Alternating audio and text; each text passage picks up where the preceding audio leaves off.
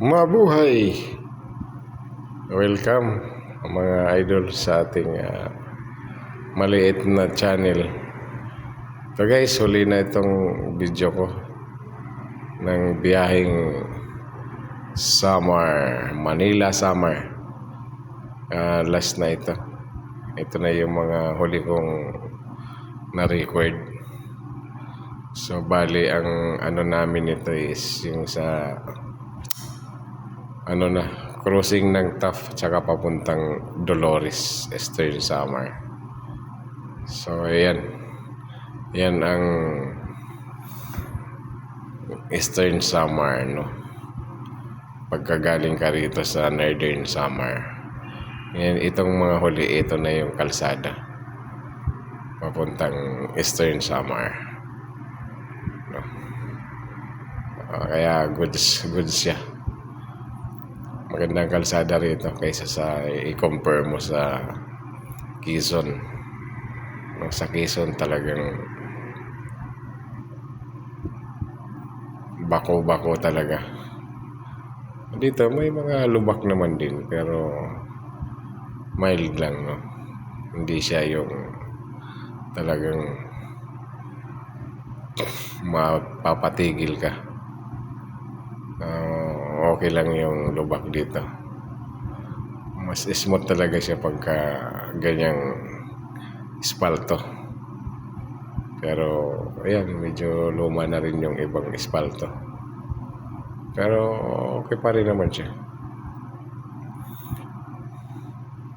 So mayroon namang portion na simento. Simento yung kalsada. Mayroong espalto, mayroong simento. So maganda lang dito kasi as in malinis talaga yung kalsada. Halos wala kang masalubong, wala kang kasabay. Almost tamo naman, halos kami lang yung tumatakbo.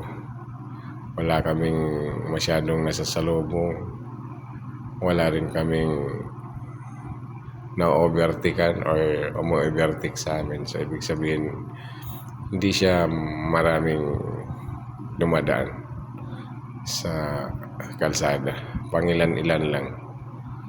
So dito medyo mapipil mo talaga yung takbo ng motor mo.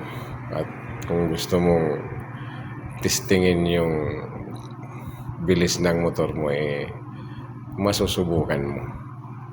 Hindi kagaya dito sa Metro Manila na swerte mo kung makatakbo ka ng 30, 40 at maya-maya hihinto ka. At minsan pagka rush hour halos hindi gumagalaw yung sasakyan. So okay pa rin pagka ganito. Iba pa rin talaga ang probinsya. At saka yung aroma ba, yung hangin sa paligid mo ay talagang maganda. Maayos yung tawag nito, maayos yung kapaligiran. At mga makikita mo ay green talaga, green grass of home. Ayan. So maganda, nakaka-relax yung lugar. So ito guys, ito yung huling video ko sa biyahe namin ng Manila to Samar. So may mga nagbabalak dyan na bumiyahe, umuwi, magbakasyon. Kagaya ko, maliit ang motor, kayang-kaya. Wag lang masyadong minamadali. At makakarating ka naman sa paroroon. Sabi nga nila yung